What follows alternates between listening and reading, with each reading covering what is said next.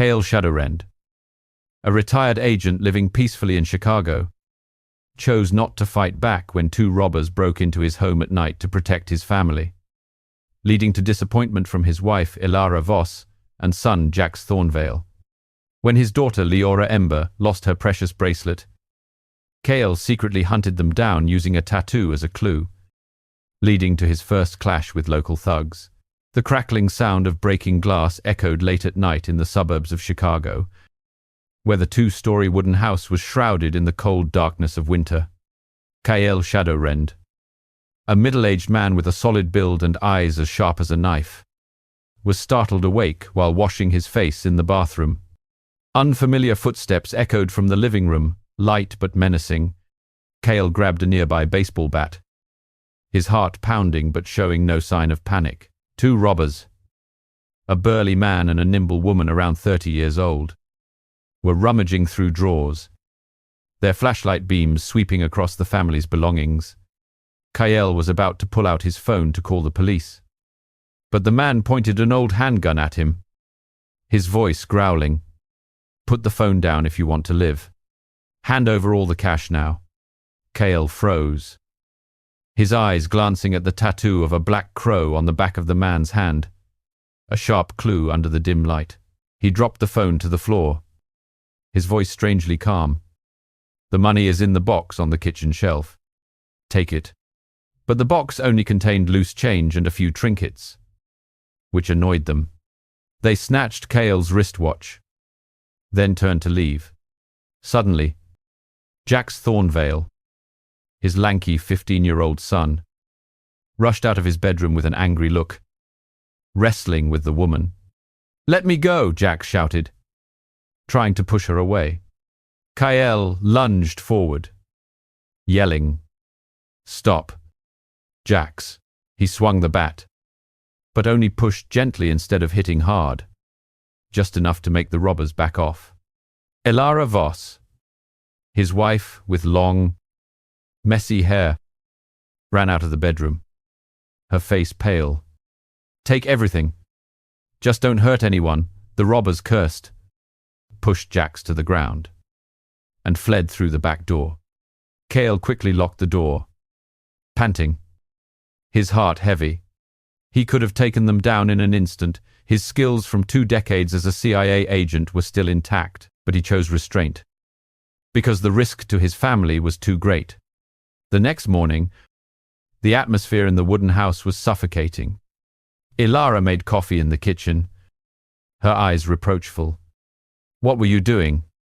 Kale, letting them bully our son. Jax glared at his father from the dining table.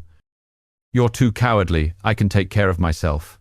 Leora Ember, his 8-year-old daughter with big, sparkling eyes, hugged her father's leg. "Are you okay?" Daddy Kale remained silent, throwing away his untouched breakfast, his heart aching as if cut by a knife.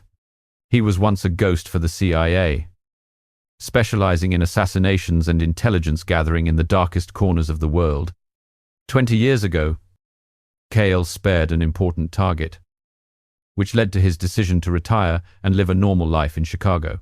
Now, as an accountant in a small company, he often missed his daughter's birthdays or Jax's baseball games. "Work is busy," he always excused himself. The neighbors, hearing about the robbery, mocked. "Glad it wasn't my house. I would have put them on the floor." Ilara's brother-in-law, who worked as a security guard at the same company as Kale, gave him a handgun. "Use this to protect my sister and the kids." Kale took it, hiding it deep in the fridge, under an old box of cookies. At the office, Kale locked his private room and opened a secret communication device, connecting him to Riker Ghostlink, an old colleague from the CIA.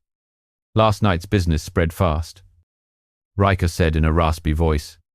2 robbers, a man and a woman, around 30, old gun with no bullets. Kale nodded. "That's right. I didn't act because of my family," Riker warned. "Your past can come back at any time." Kale endured his colleagues' taunts all day, but a quiet anger burned within him. That evening, Leora sobbed. My star-shaped bracelet is gone. The bracelet had been in the box of loose change, taken by the robbers. Cartel hugged his daughter, his anger erupting like a volcano. He drove to the nursing home to see his father, Draven Ironroot, an old man with white hair but a still sturdy frame. Son, it's time to get back in the game, Draven said, his eyes glinting as he handed Cartel old documents. Cash. And a handgun. Cartel nodded, his heart filled with determination. He went to a tattoo parlor in downtown Chicago, where the air was thick with the smell of ink and cigarettes.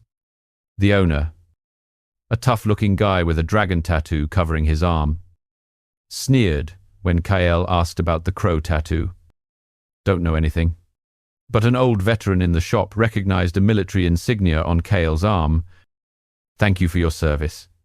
They locked the shop doors and revealed the secret. The robbers were an immigrant couple from Mexico, living in the eastern slums. Cartel drove there, kicked down their door, and knocked the man down with the butt of his gun. Give me the watch and the bracelet. They returned the watch, but not the bracelet. Cartel cocked his gun, but stopped when he heard a child crying. Their child had a serious illness, and they were robbing to pay for treatment. I'll let you go this time, Cartel growled, but his anger did not subside. He took the last subway train, his head spinning. But a group of drunk thugs started harassing a young woman. Cartel stood up and intervened. Stop it now. They rushed him, and Cartel exploded, punching, kicking, and breaking arms with his old assassin skills. He took them all down and saved the girl, but accidentally left a trace, a blood-stained train pass. And one of them was the younger brother of Vargas Nightclaw, a cartel boss from Mexico. Big trouble was coming. Or would he forever remain a nobody? Which area are you listening to this story from? And what time is it where you are right now? Leave a comment below so I know you are still healthy and fully focused on this story. My dear friend, we will continue right after this. Following the tattoo clue, Cartel visited tattoo parlors in downtown Chicago, confronting the owner and his cronies, revealing his past as an agent through a military insignia. He discovered the robbers were an immigrant couple from Mexico and spared them upon learning they robbed to pay for their child's medical treatment. But his anger led him to intervene in a harassment incident on the subway, inadvertently provoking the brother of the Mexican cartel boss, Vargas Nightclaw. Pale yellow streetlights illuminated Cartel Shadowrend's bruised face as he stepped off the last subway train in the Chicago suburbs. The cold night air of winter whipped against his skin, the smell of exhaust fumes and garbage filling his nostrils. The fight on the train was still fresh in his mind, the heavy punches, the sound of breaking bones, and the blood on his sleeve. Cartel had saved the young woman from the drunken thugs, but he had left behind a blood-stained train pass, a fatal mistake. I can't let my emotions take over anymore, Cartel thought to himself, his hand tightening on the dagger hidden in his jacket pocket. But the anger from the home invasion, from Leora's lost bracelet, had pushed him over the edge. The next morning, the wooden house was shrouded in a heavy atmosphere. Elara Voss made coffee in the kitchen, her eyes red from a sleepless night of worry. The wounds on your face. What did you do last night? Elara asked, her voice trembling. Cartel placed a light kiss on her cheek, his voice low but deceptive. Just worked late. Don't worry. Jax Thornvale, from the dining table, eyed his father with suspicion. You're hiding things again. Just like with the robbery, Leora chirped, hugging his leg. Did you find my bracelet yet? Daddy Cartel nodded, but his heart ached as if pricked by a needle. He clearly remembered the crow tattoo on the robber's hand, the only clue he hadn't fully exploited. After a hasty breakfast, Cartel drove into downtown Chicago, where the streets were a mess of graffiti, the smell of cigarette smoke, and the sound of hip-hop music echoed. The first tattoo parlor, Dark Ink Alley, was located in a dark alley, its red neon sign blinking like a warning. Kale entered, the air thick with the smell of tattoo ink and sweat. The owner, a tough-looking man with a dragon tattoo coiling around his arm, looked up. "What can I get for you?" Buddy Kale pulled out a piece of paper with a drawing of the crow tattoo. "I'm looking for someone with this on their hand." The man sneered and called to his cronies. "We've got a troublemaker here." 3 burly men rushed forward, one swinging a fist like a sledgehammer. Kale dodged to the side, quick as a flash, and delivered a low kick to the man's knee. A loud crack echoing through the room. The second man pulled a knife and slashed at his stomach, but Kale blocked it with his elbow, twisted the man's wrist, and the knife clattered to the floor. The third man threw a hook from behind, but Kale spun around, smashing his elbow into the man's lower jaw, sending blood splattering everywhere. The owner's face turned pale, and he backed away. "Stop. Who are you?" Kale revealed the military insignia on his arm, a special tattoo of a former Special Forces soldier. "A veteran. I just need information." An old veteran in the shop recognized it, his eyes lighting up. "Thank you for your service, my friend." They locked the shop doors and whispered the information. The robbers were an immigrant couple from Mexico, living in the East Side slums, named Maria and Juan, who frequented the black markets. Kale nodded, relieved but with anger still burning like a fire. He drove to the rundown neighborhood, the air thick with the smell of garbage and cooking smoke. Kicking the door hard, Kale used the butt of his gun to knock Juan down. "Give me back the star-shaped bracelet." Maria, trembling, returned the watch, but the bracelet was gone. A child's cry came from the back room. Their child had a congenital heart defect, and they were robbing to raise money for treatment. Kale cocked the gun, his finger tightening on the trigger, but he stopped when he saw the frail child lying on the old bed. "I'm letting you go, but stop this before it's too late." He left, his anger building like a storm. His mind reeled with memories of the CIA assassinations in the dark, the sound of silenced guns, and his decision to retire to protect Ilara and the children. That night, Kyle took the last subway train, staring sadly out the dark window. But a group of drunk thugs got on and started harassing a young woman sitting alone. "Hey, baby, why don't you come with us?" One of them laughed, pulling at her shirt. The girl was terrified, trying to back away. Kale stood up, his voice cold. "Stop it now." They turned to him, sneering. "You want to die, old man." The first one rushed forward, throwing a punch. Kale dodged. Tripp kicked him to the floor of the train. The second pulled a knife, slashing down from above. Kale blocked with his forearm, twisted the man's wrist until the knife dropped, then delivered a series of punches to his face, sending blood gushing from his nose. The third, the tallest and biggest, threw a hook to Kale's stomach, but he gritted his teeth through the pain and used his elbow to shatter the man's jaw. The whole group lay in a heap, blood pooling on the metal floor of the train. The girl whispered, "Thank you." Kale nodded and got off at the last stop, but he had accidentally left behind his blood-stained train pass. One of them was the younger brother of Vargas Nightclaw, a notorious cartel boss from Mexico who controlled a drug and money laundering network worth hundreds of millions of dollars. Kale didn't know it yet, but his instincts told him darkness was coming, back home. Kyle hid his wounds under his long-sleeved shirt, but Jax pressed him. "You were in a fight, weren't you?" Kyle remained silent, looking out the window at the Chicago night twinkling under the moonlight. Was his past coming back, or would he forever be a nobody? Hiding his killer instincts to protect the ones he loved, the question hung in the air. Like a warning on the cold wind, cartel boss Vargas Nightclaw in Mexico was enraged when his brother was injured, ordering a hit on Cale after investigating the blood-stained train pass.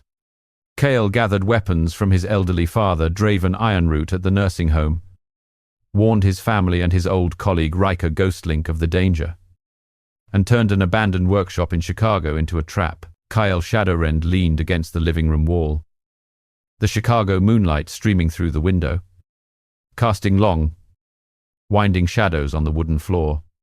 The question about his past still lingered in his mind like a whisper from hell. He knew he had escalated things. The fight on the subway was more than just a momentary burst of anger. I have to prepare, Cale thought, his hand tightening on his phone. The next morning, the kitchen was warm with the smell of coffee and toast. But Ilara Voss looked at him with worry. What else are you hiding? The bruises on your hand? Cale hugged her, his voice low. Just work. But I need to see my father today. Jax Thornvale glared from the dining table. You're always so secretive, Leora Ember chirped happily. Are you going with me? Daddy Cale kissed his daughter and left the house, the Chicago winter wind whipping his face like a reminder of the coming storm. He drove to the nursing home in the suburbs, where Draven Ironroot, an old man with white hair but still sharp eyes, was playing chess with an old friend under a bare tree. Son, you've gotten yourself into trouble, Draven said as soon as Cale told him about the subway incident. Vargas Nightclaw from Mexico. He controls the biggest drug route on the border. Cale nodded. I need weapons. Dad. Draven led him down to the facility's basement and unlocked a secret storage room, a Beretta handgun, a sharp dagger, smoke grenades. I was Special Forces. You know that. Now I'll help. Cale took them, his heart warm, yet conflicted. You're safe here. Dad, I'll handle this. Draven clapped his shoulder. You're just like me. But remember your family. They're the reason you retired. Back home. Kyle hid the weapons in the garage under an old toolbox. He activated his secret communication device and connected with Riker Ghostlink. Riker's raspy voice came through. Cale, you're insane. Vargas Nightclaw's brother is in the hospital because of you. They're hunting you. Cale froze. Memories of the CIA flooding back assassinations on rainy nights in Mexico. Blood on stone streets. Vargas. He launders hundreds of millions of dollars in dirty money. I just fought some thugs. Riker gave a dry laugh. You left your blood-stained train pass. They've already traced your identity. In about 24 hours, the assassins will arrive. Cale hung up, his heart heavy. He had to warn his family without panicking them. At his headquarters in Mexico, Vargas Nightclaw, tall, with jet-black hair and eyes as cold as a viper's, slammed his fist on the wooden table upon hearing his brother was seriously injured. Find that bastard. His trembling female assistant traced the train pass through a hacked system. The file is obscured. But he's in Chicago. His name is Cale Shadowrend, Vargas growled. Hack the Pentagon. I want to know everything about him. She tried, but a CIA firewall blocked her. I can't. It's a classified file. Vargas ordered. Send the assassins. I want him alive. Then I'll tear him apart myself. The assassins flew to Chicago, fully armed, ready to shed blood. Cale, sensing the danger, called his family into the living room. We're in danger. I used to be a CIA agent. Now an enemy from my past has returned. Ilara's face went pale, her hands holding Leora. You've been hiding this from me for years. Jax's eyes widened. Are you really a killer? Leora cried. But you protect me. Daddy. Kyle hugged them. I'll handle this. Stay in the house. Lock the doors. And trust me. He bought gold from the black market to trade for more weapons. then purchased an abandoned workshop in the Chicago suburbs, an old place with rusty machinery and dust. Cartel turned it into a fortress. He strung nails inside glass bottles to use as caltrops, installed homemade mines under the concrete floor, and placed C4 bombs hidden in wooden crates. That night, Cartel stormed into a local cartel bar in Chicago where Vargas's men gathered. He poured gasoline into a pipe and lit it. The flames erupted, consuming a suitcase filled with tens of thousands of dollars in dirty money. "Let Vargas know," Cartel whispered, escaping through the back door amidst the screams. Vargas in Mexico went insane when he heard the news. "Kill him, send more men." Cartel drove his classic Ford Mustang, its engine roaring on the Chicago highway. Luring them to the workshop, he called Riker. "I need your support." "The workshop?" "Tonight," Riker agreed. "Just like old times." Draven called. "I'll come if you need me. The older I get, the tougher I am." The air in the abandoned workshop was heavy with the smell of machine oil and rusted metal as Cartel checked the final trap, his heart racing. He remembered Ilara hugging him. Jax's suspicion, Leora's trust, they were all the reasons he fought. But would he win, or would his family have to pay the price for his dark past? The darkness was coming, and Cartel was ready to welcome it. The assassins broke into Cartel's home, but he used a kitchen knife and hidden traps to take them down in a fierce battle. He moved his family to a safe place, then drove alone to the cartel's local hideout in Chicago to burn their dirty money, luring the enemy out.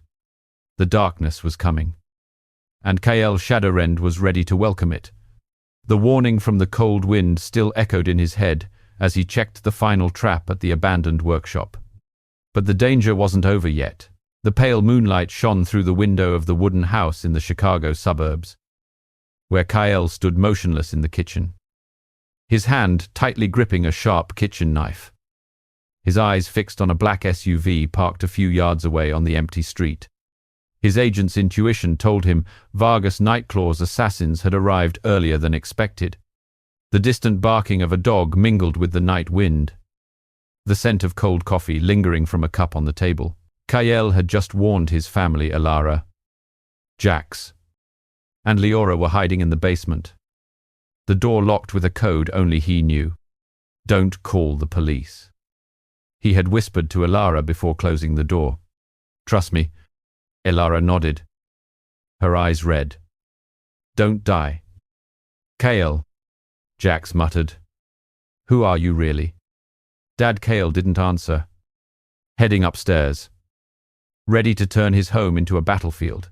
The sound of shattering glass came from the back door as three assassins in black, armed with handguns and low-light flashlights, stormed in like ghosts.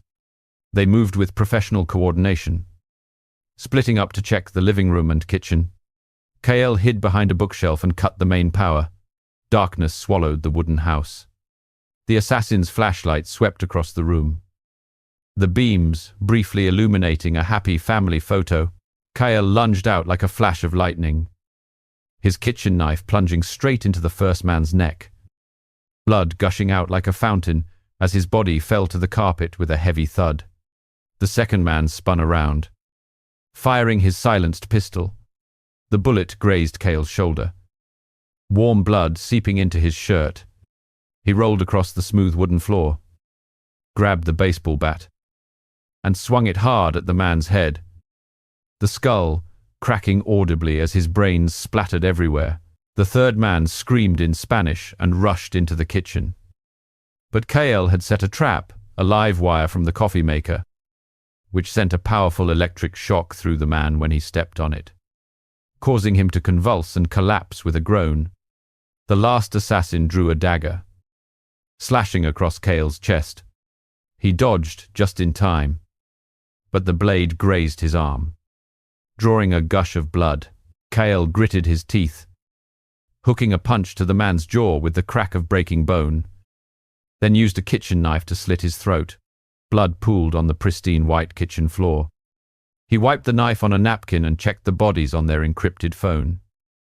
A message from Vargas Nightclaw in Mexico. Take Shadowrend alive. He knows too much. Kale gasped for breath. Fury burning inside him. He had taken them down. But he knew Vargas would send more. He opened the basement door, and Alara rushed out to hug him. Sobbing, "Are you okay? The blood." Jax, his eyes wide with horror, stared at the bodies strewn about Dad. What happened? Leora trembled. Dad is a hero. Kale bundled his family into their old van and drove hastily to a cheap motel on the outskirts of Chicago. It's safe here. I'll handle everything. Kale called Riker Ghostlink. They hit the house. Vargas is in Mexico. I have to go. Riker's voice was grim. You're insane. He has an army. Kale didn't listen. Driving his vintage Ford Mustang to the local Cartel bar in downtown Chicago, a place where Vargas's men gathered. The air thick with the smell of tequila and smoke. He remembered his father. Draven Ironroot. The older the ginger, the hotter the spice. Draven had promised his support if needed. A testament to the old soldier's mettle. Kale slipped in through the back door, avoiding the security cameras, and used his dagger to slit the guard's throat, blood soaking into the concrete floor. He entered the black money vault and poured gasoline over suitcases holding tens of millions of dollars laundered drug money. He lit a match, and the room erupted in a fierce blaze. Black smoke swallowing everything as alarms blared. Kale ran out, but the remaining assassins gave chase. Automatic gunfire erupted, bullets chewed into the brick wall, sending sparks flying. He leaped into the Mustang and floored the accelerator, the engine roaring through the Chicago night. A breathtaking chase began. 2 Cartel SUVs tailed him closely, their headlights blinding. Machine guns firing from the windows. Kale swerved sharply into a narrow alley, his rear window shattering as a bullet grazed the side mirror. He gritted his teeth and threw a smoke grenade behind him. Thick white smoke blanketed the street. One SUV crashed into a lamppost and exploded into a fireball. But the other one kept coming. An assassin's bullet hitting the rear tire. The Mustang lost control, fishtailing wildly. Kale slammed on the gas, plunging into a dark tunnel and escaping by a hair's breadth. He flew back to the abandoned workshop, blood seeping from his wound, his heart heavy. In Mexico, Vargas Nightclaw slammed his fist on a table. Blackwood, I'll tear him to pieces. He ordered his men to fly to Chicago, bringing his elite forces with them. Kale landed at the workshop, turning it into a fortress of death. See, 4 mines hidden beneath the floor. Shrapnel bombs made from glass bottles and nails. He called Draven Dad. They're coming. Are you ready? Draven laughed over the phone. Father and son will fight together. Riker confirmed, I'm on my way. Kyle looked out the workshop window, the moonlight glinting off his mine traps. Could he defeat Vargas, or would his family pay the price for the fire he had just started? The question hung in the air, like the sound of approaching SUV engines in the distance. Vargas Nightclaw sent more assassins from Mexico, forcing Kale to fly to Mexico to infiltrate his vault. Burning millions of dollars in a breathtaking car chase, he escaped but was wounded. Returning to Chicago to prepare for a major battle at the abandoned workshop, the question hung in the air, like the sound of approaching SUV engines in the distance.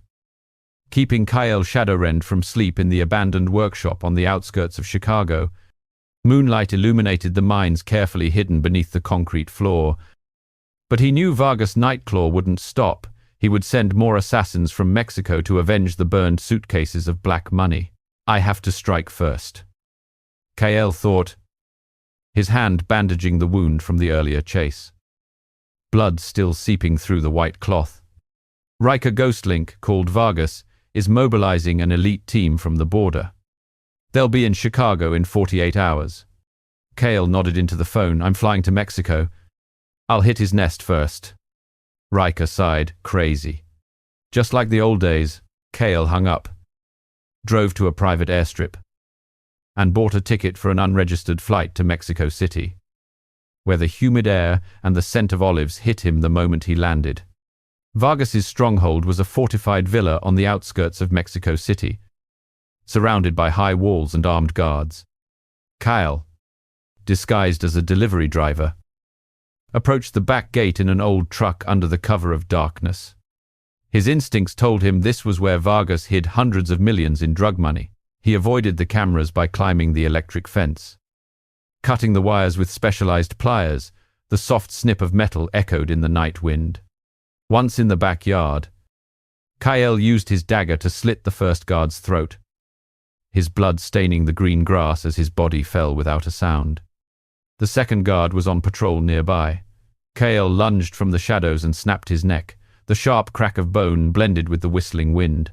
He slipped into the vault, the air heavy with the smell of paper money and sweat, where suitcases were stacked like mountains. Kyle poured gasoline from a spare can over the piles of suitcases, the pungent fumes filling the air. He lit a match.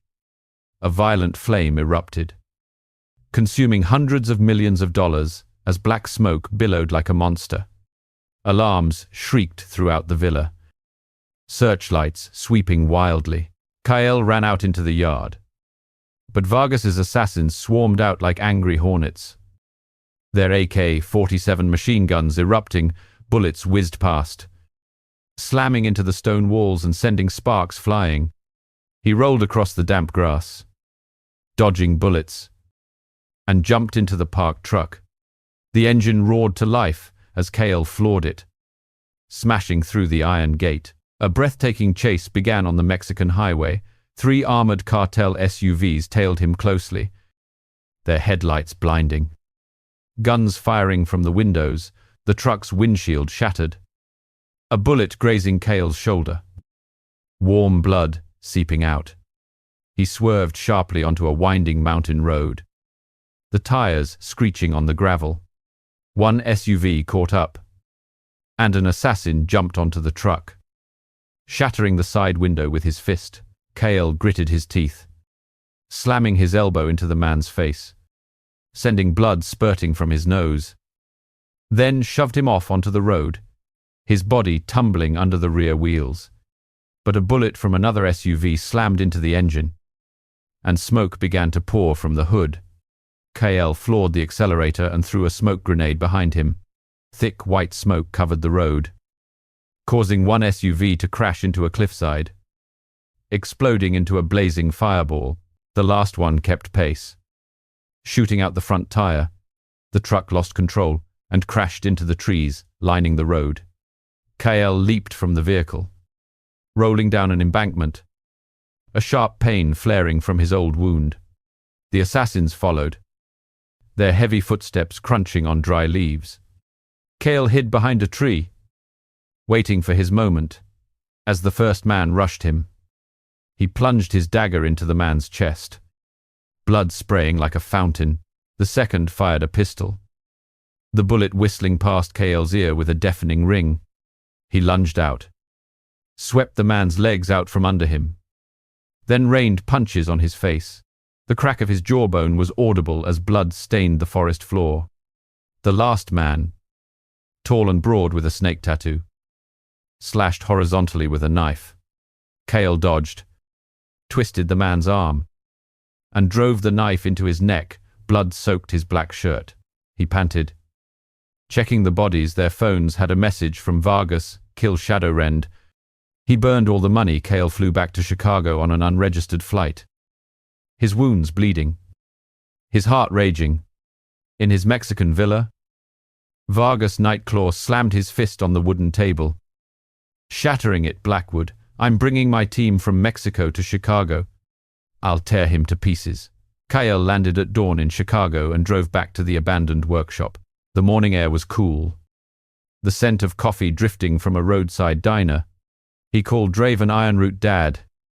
They're coming. Are you ready? Draven laughed. The older the ginger, the hotter the spice. I'll be at the workshop. Riker confirmed. I'm setting up my sniper rifle. This place will be their tomb.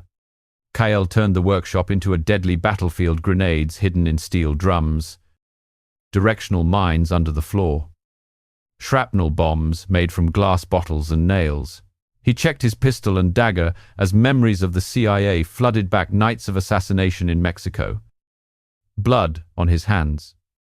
The decision to retire for Elara and the kids. They will not touch my family, he thought, his heart heavy. Elara called, "Where are you? Jax is asking what you're doing." Kale reassured her, "Stay safe. I'll be home soon." But he knew Vargas would bring a stronger team. That night, the workshop was plunged into darkness, with only the sound of wind whistling through broken windows. Kale hid behind an old press machine, listening to the sound of an SUV stopping outside the gate. Could he hold out until his allies arrived, or would the fire he started in Mexico burn everything down? Darkness enveloped him, and the real battle was about to begin. Kyle contacted his father, Draven Ironroot, and Riker Ghostlink for support, turning the workshop into a battlefield with mine traps and shrapnel bombs. Together, they faced the first wave of assassins, wiping out a squad with sniper fire and close-quarters combat, only to discover Vargas had allied with the Japanese Yakuza. Darkness enveloped him, and the real battle was about to begin. The sound of an SUV stopping outside the abandoned workshop on the outskirts of Chicago was a declaration of war from hell. Kale Shadowrend hid behind an old press machine, his heart beating steadily, his hand tightening around his Beretta pistol as his eyes scanned the dusty, oil-scented darkness. He knew Vargas Nightclaw had sent his first team from Mexico, 10 men, armed with machine guns and body armor, storming in like a pack of hungry wolves. Where are my allies? Kale thought, cold sweat beading on his forehead. Riker, Ghostlink, and Draven Ironroot had promised support, but time was against him. The first trap triggered a glass bottle packed with nails, exploded when the first assassin stepped on it, sending out a shower of metal. 3 men collapsed at the entrance, their groans mixing with the sound of clattering metal as blood pooled on the concrete floor. Kyle burst from the shadows, his dagger flashing in the SUV's headlights as he slit the 4th man's throat. Blood sprayed onto the rusty wall. The 5th man fired his pistol, the bullet grazing Kale's shoulder with a fiery sting. He gritted his teeth, rolled across the dusty floor, and hooked a punch to the man's jaw, the crack of bone echoing as blood spurted from his nose. Suddenly, a sniper shot rang out from the upper level.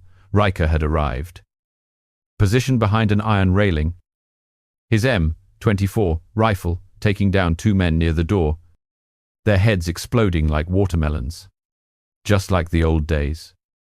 Kyle Riker yelled down, his voice hoarse amid the gunfire. Draven Ironroot charged in from a side door, his silver hair flying in the wind, his pistol flashing as he dropped another man. The older the ginger, the hotter the spice. Son, but Vargas's assassins fought back fiercely. One threw a grenade. Kale dove behind a wooden crate as the explosion rocked the workshop, shrapnel flying like sharp knives, one piece slicing his cheek and drawing blood. He triggered the second trap. A homemade mine under the floor detonated, tearing apart 4 men who were charging in, blood and flesh splattering everywhere, the coppery smell filling the air.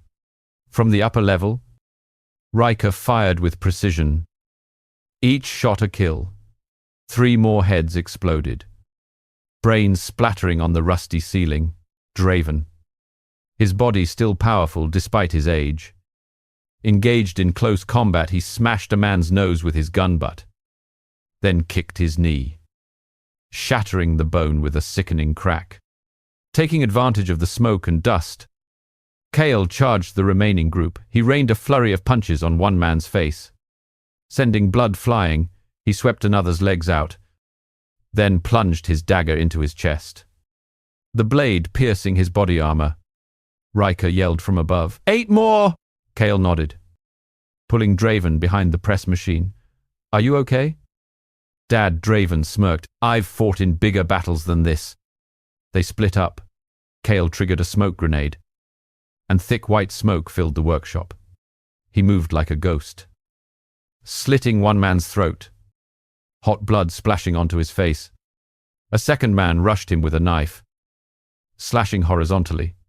Kale dodged, twisted the man's arm, and drove the knife into his thigh. Blood soaked the floor. Riker sniped two more from a distance, but a bullet from an assassin caught him in the leg. Damn it, Riker groaned, stumbling back behind the railing. Draven provided cover, shooting down one man with his pistol before throwing a grenade. The explosion tore the remaining three apart, their bodies ripped to shreds. Kale panted, checking his gun, only 2 bullets left. Draven and Riker regrouped, all 3 of them wounded, their clothes soaked with blood. That's the first wave, Kale said, wiping blood from his face. Riker checked an encrypted phone he'd taken from a dead assassin.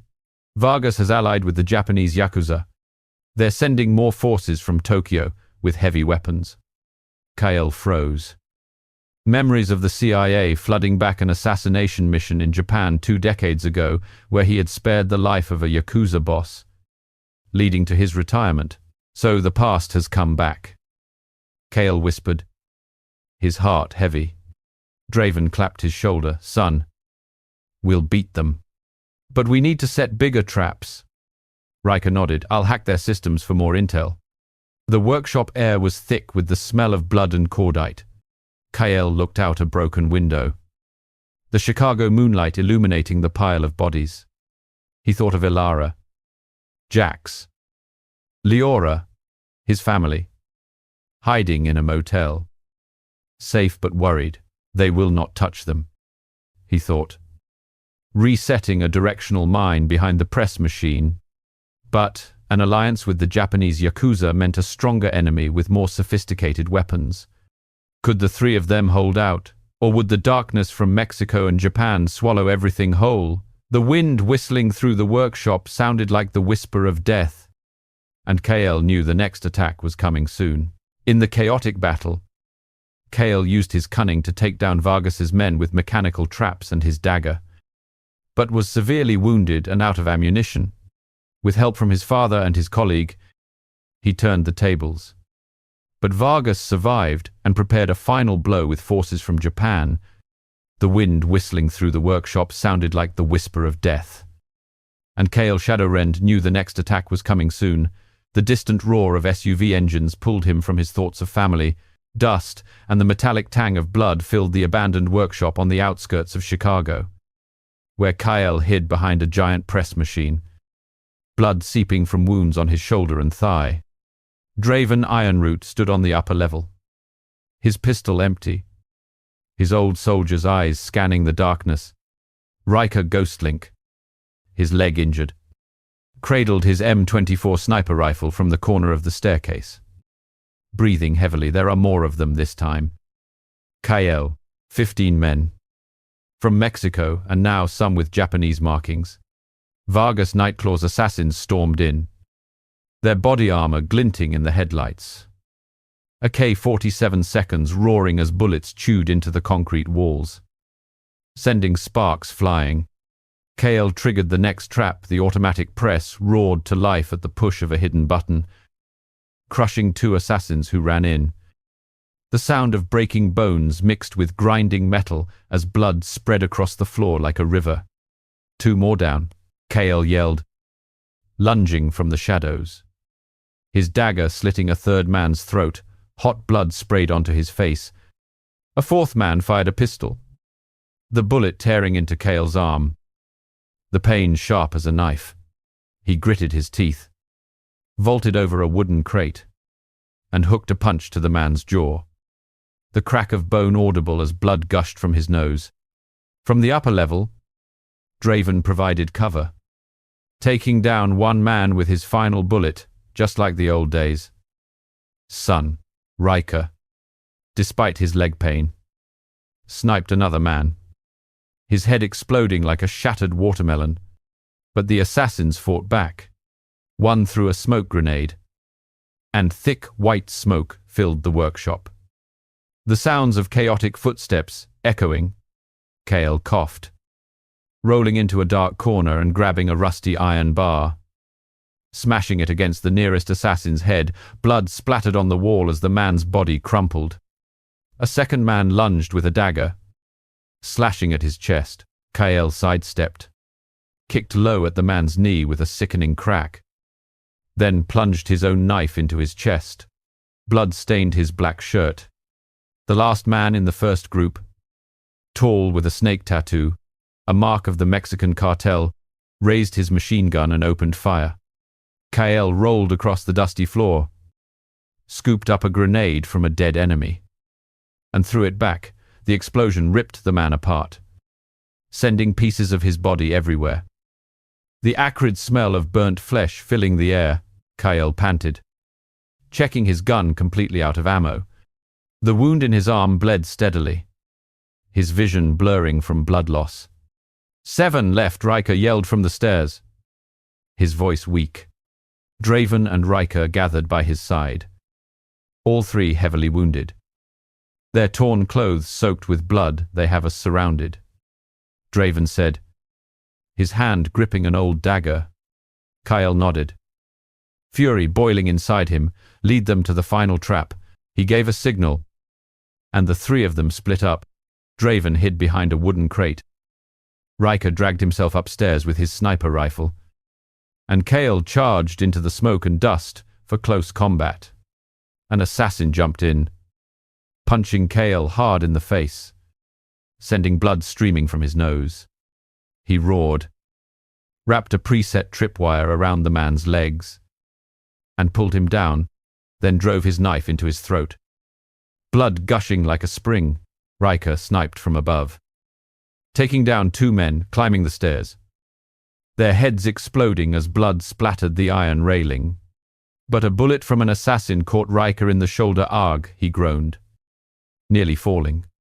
Draven rushed down to help, using an iron bar to shatter one man's nose before sweeping his legs out from under him.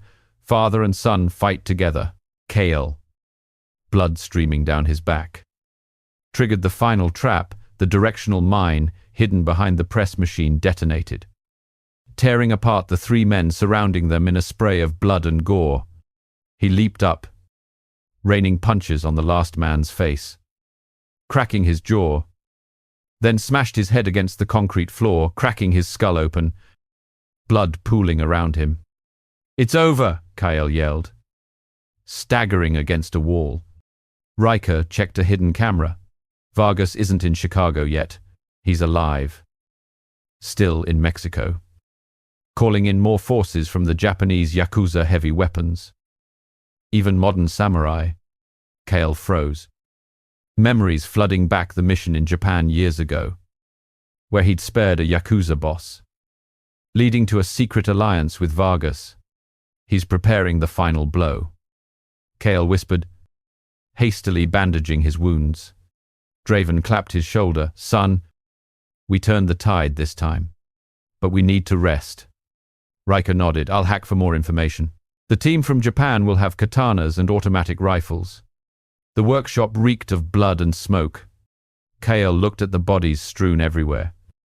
His heart ached with turmoil. He remembered Ilara crying on the phone, Jax's suspicion, Leora's belief that her father was a hero. They will not touch them, he thought, setting a new trap. But Vargas's survival meant the hunt was not over. And the forces from Japan would bring the secrets of his past with them. Would he have the strength to withstand the final blow, or would his family pay the price for this spiral of violence?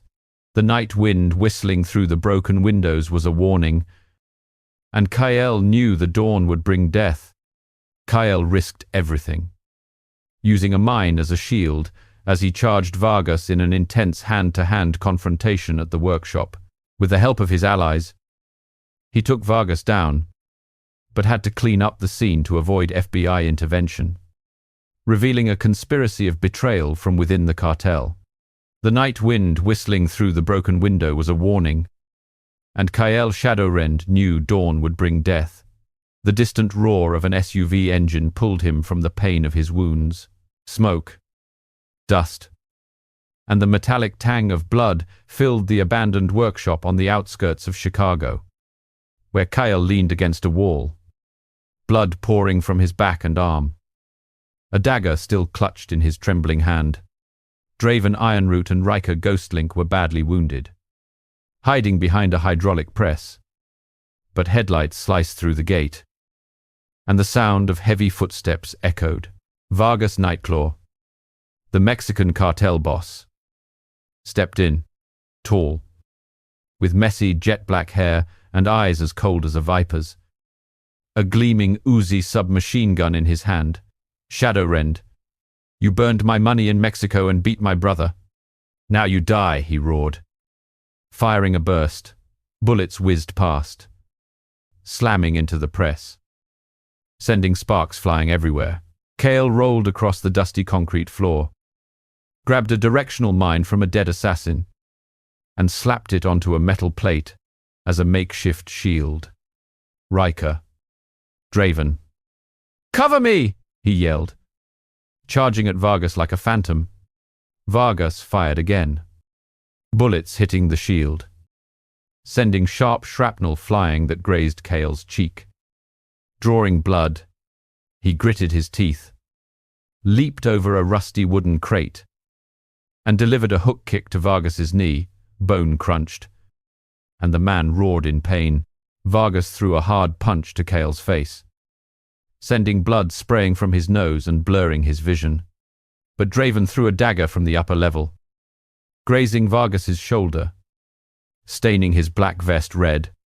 Riker fired a sniper shot from a corner, the bullet hitting his gun arm. The Uzi clattered to the floor as blood pooled around it. Kale seized the opportunity, rushing forward to land a series of punches on Vargas's face. His jaw cracked, and blood flew, but Vargas, as ruthless as a beast from Mexico, drew a sharp dagger and slashed at Kale's chest.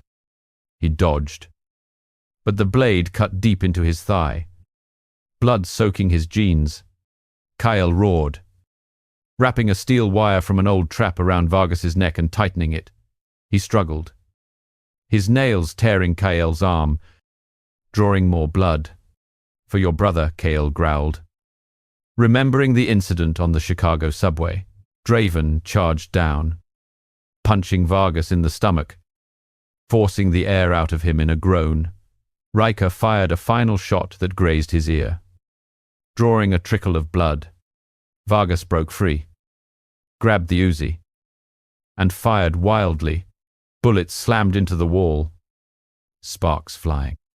Kale shoved Draven and Riker behind the press as a bullet grazed his shoulder, sending a sharp sting of pain through him. He armed the directional mine and threw it at Vargas. The explosion rocked the workshop in a cloud of black smoke, and Vargas collapsed, his blood spreading across the concrete floor. Kale staggered over and checked Vargas was dead, his eyes wide and lifeless, his body riddled with wounds. "It's over," Kyle panted, sinking to his knees from blood loss. Draven clapped his shoulder. "Son, you make your old man proud." Riker sighed in relief, just like the old CIA days. But Kyle knew the FBI would be coming. The distant sirens were fading, but they couldn't leave any traces. "Clean up the scene," he ordered, his heart heavy. They dragged the bodies into a large wooden crate and poured gasoline from a spare can. The pungent smell of fuel filled the air. Kyle lit a match, and the flames erupted violently, consuming the evidence as black smoke billowed like a monster. The acrid smell of burning flesh mingled with rusted metal as the fire licked at the workshop ceiling. While cleaning up, Riker hacked Vargas's phone. There was an inside betrayal. An assistant in Mexico sold information to the Japanese Yakuza. They want to take over the drug route. Kale froze. "So the conspiracy is bigger. The Yakuza from Japan will come to finish the job." Draven nodded. "We have to prepare. But you need to rest, son." They drove away from the workshop, the roaring fire behind them, as the Chicago moonlight illuminated Kale's blood-streaked face. He called Ilara Voss. "I'm safe. I'm coming home." Ilara cried over the phone. Don't you die. Kael. Jax and Leora are so worried. He managed a weak smile. But his heart ached, his wounds throbbed. And CIA memories flooded back. Nights of assassination in Japan. Blood on his hands. The promise to retire for his family. The betrayal from within the cartel meant the enemies weren't gone. And the Yakuza would bring sophisticated weapons. Could he win this final battle, or would his past swallow up his loved ones? Dawn was breaking, carrying with it the breath of death from Japan. The FBI interrogated Kael but released him thanks to a classified file from the CIA. While he discovered a new threat from the Japanese Yakuza linked to his past as an assassin, he returned to his family, mending their relationship but preparing for a final battle in Japan. Dawn was breaking, carrying with it the breath of death from Japan. Weak sunlight streamed through the broken window of the abandoned workshop on the outskirts of Chicago, where Kael Shadowrend sat leaning against a wall, his wounds still seeping blood, his mind reeling from the cartel's internal betrayal. The fire was out, but the smell of smoke and burnt flesh hung heavy in the air, with the ashes of Vargas Nightclaw scattered about. We have to go, Riker Ghostlink said. Limping and clutching his sniper rifle, the FBI is on its way. Draven Ironroot nodded, his grey-haired, disheveled son. You need a doctor. Kael staggered to his feet and drove away in his classic Ford Mustang. The embers still glowing behind him, police sirens echoed in the distance. But he knew his CIA file would provide cover. An agent's past isn't easily exposed. A wooden house on the outskirts of Chicago glowed with warm yellow light as Kael returned to their temporary lodging, where Ilara Voss, Jax Thornvale, and Leora Ember were waiting anxiously. Ilara rushed out to hug him, tears streaming down her cheeks. You're alive. The blood. You're so badly hurt. Jax stared, his eyes wide with shock, at his scarred father, Dad. What were you doing? Those wounds. Leora squealed with delight. Hugging his leg. You're a hero. Right. Daddy Kael knelt, hugging his daughter, his voice deep but weary. I just wanted to protect you, kids. Ilara pulled him into the room, her eyes a mix of love and anger. Tell me the truth. Kael, who are you really? Kael sighed, sitting on the old bed, and explained briefly, I used to be a CIA agent, specializing in assassinations and intelligence. 20 years ago, I spared a target in Japan, which led me to retire to be with you. But the past won't let go. Vargas from Mexico was just the tip of the iceberg. Jax stood in the corner of the room, his fists clenched. You're an assassin. Why did you hide it from us for all these years? Kael looked at his son, his heart aching as if cut by a knife. I wanted you to be safe. The robbery. Leora's bracelet. It pulled me back into the vortex. Ilara took his hand, wiping away the blood. I believe you. But from now on, no more secrets. We're a family. Kael nodded and kissed her, feeling her warmth, the one thing he would trade everything to protect. But police sirens wailed outside the hotel. The FBI had arrived sooner than expected. They handcuffed Kael and took him to a cold interrogation room that smelled of burnt coffee. The interrogator slammed the table. The workshop was full of dead bodies. You think I'm going to believe you're an accountant? Kael remained silent, staring at the one-way mirror, knowing someone from the CIA was watching. Blackwood or Shadowrend, your file is redacted. The interrogator growled, flipping through documents. Kael said calmly, I'm just a civilian. But a phone buzzed, and the FBI supervisor gave an order, let him go. Classified file from the CIA, he's an asset. The interrogator's face paled as he uncuffed him. You're a lucky man. Kael walked out of the station into the Chicago sun that lit up his scarred face. Riker was waiting by the car. The CIA covered for you. But the Japanese Yakuza knows they're connected to the target you spared years ago. A boss named Akira Kurogane. And now he wants revenge. Kale froze as the memory returned a rainy night in Tokyo. He had spared Kurogane because he had information that saved a teammate. But now he had allied with the cartel to take over the drug route. I have to go to Japan. It ends there. Riker shook his head. You're crazy. They have katanas and automatic weapons. With a network all over Tokyo. Kale nodded. But I can't let them come to Chicago. He drove home, his heart heavy with conflict. The next day, the wooden house was filled with bright light and the smell of toast and coffee from the kitchen. Ilara was making tea and smiled. You're staying home today? Right, Jax. Less angry now. Handed his dad a ball. Play with me. Dad. Leora was drawing. A new bracelet on her wrist. Daddy bought it for me. Kale hugged them. But a secret phone vibrated in his pocket, a text from Riker. Yakuza on the move. Tokyo. Final mission. Are you ready? Kale looked at his family and threw the phone in the trash. But deep down, he knew he couldn't run from it. He prepared buying a black market ticket to Japan, hiding a dagger and a handgun in his suitcase. Draven called son. I'll go with you if you need me. This old dog still knows a few tricks. Kale refused. You stay here and protect the family. Dad. Riker sent the data. Kurogane's stronghold is on the outskirts of Tokyo. Smuggling weapons connected to the old conspiracy. Kale remembered the assassination years ago, blood on the stone streets of Tokyo. His promise to Ilara. His family was healing. But the past was like a ghost. Would one trip to Japan end it all? Or would he forever be a shadow? Wandering in the world of vigilante justice, the Chicago twilight shone through the window. Carrying a warning on the east wind, Kale flew to Japan to confront the Yakuza boss. Destroying a weapons smuggling conspiracy in a climactic battle of martial arts and gunfire. He was victorious but severely wounded. Returning to America with an open ending about his life of vigilante justice and his promise to protect his family forever. The Chicago twilight shining through the window, carrying a warning on the east wind, told Kale Shadowrend he could wait no longer. He had to fly to Japan to end the ghosts of his past before they reached his family. The plane landed in Tokyo late at night.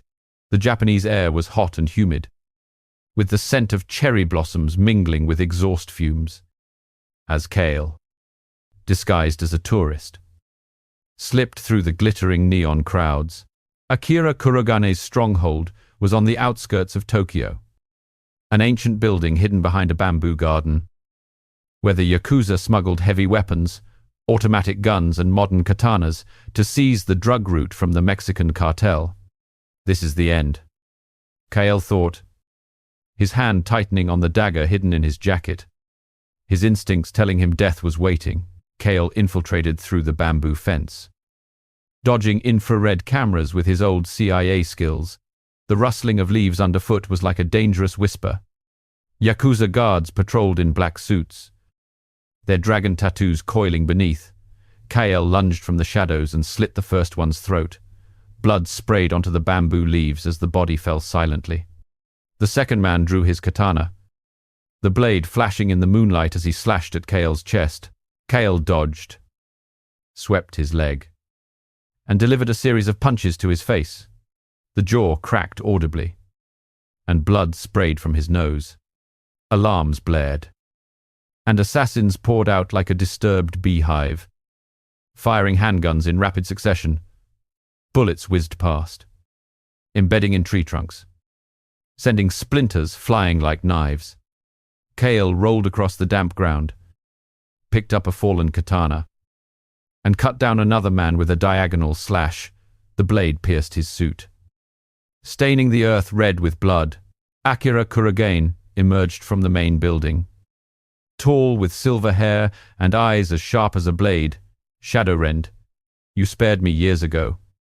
And now I will take your life, he roared, pulling out an MP5 submachine gun and firing wildly. Kale used the katana as a shield, bullets deflecting off the blade in a shower of sparks. He charged forward, slashing Kurogane's shoulder, staining his kimono red. Kurogane dodged and landed a hook to Kale's gut. The pain sharp enough to be a broken rib. Kale gritted his teeth and swung the katana diagonally. The blade cut deep into Kurogane's thigh, and he collapsed, blood pouring from the wound. But guards rushed in, one aiming a high karate kick at Kale's head. He dodged, twisted the man's leg until the bone snapped, and then plunged the katana into his chest. Blood gushed like a fountain. A chaotic brawl erupted. Kale faced 3 men at once, dodging a punch, taking one down with a low kick, then shattering the second one's jaw with an elbow strike, sending blood flying. The third man drew a gun and fired at close range. The bullet tore into Kale's shoulder, hot blood seeping out. The pain searing. He roared, lunging forward to break the man's arm before plunging a dagger into his neck. Blood stained the wooden floor. Kurogane, though wounded, picked up the MP5 and fired again. A bullet grazed Kale's thigh as he rolled across the floor, grabbed a grenade from a dead guard, and threw it into the armory. The explosion shook the building as fire erupted, consuming suitcases of guns, black smoke billowing as shrapnel rained down. Kurogane charged with his last katana, bringing it down in a vertical slash. Kale blocked with his dagger, metal clanging against metal, sending sparks flying. They engaged in a fierce duel. Kurogane slashed horizontally. Kale dodged and kicked him in the stomach. The air rushed out of him in a groan. He threw a hook. Kale ducked and smashed an elbow into his face. The cartilage in his nose crunched. Kurogane grabbed Kale's throat with his left hand, his nails tearing skin. He struggled, stabbing his dagger into Kurogane's thigh, drawing a torrent of blood. Kurogane faltered but managed one last slash. The katana's blade grazed Kale's chest, leaving a deep gash. He roared, turning the dagger and plunging it into Kurogane's chest. The blade pierced his heart. His eyes went wide, and he collapsed, his blood staining the ancient wooden floor. Kale panted. Checking the body, Kurogane was dead, the smuggling plot ending in flames. But his wounds were severe. He had lost a lot of blood, and his vision was blurring. He escaped through the burning bamboo garden and flew back to America on a black market flight, his wounds hastily bandaged. In Chicago, Ilara was waiting at the airport and hugged him, crying, "You're home, Jackson." Leora cheered. "Dad won." Kale smiled weakly. "I promise. I'll protect you kids forever." But his phone buzzed, a hidden message from Riker. "New mission. Nepal. Are you ready?" Kale looked at his family and deleted the message. But he knew in his heart, vigilante justice never ends. He remembered the fire in Japan, the blood on his hands, and the promise to Ilara. Could he ever stop, or would the darkness pull him back in under the Chicago moonlight?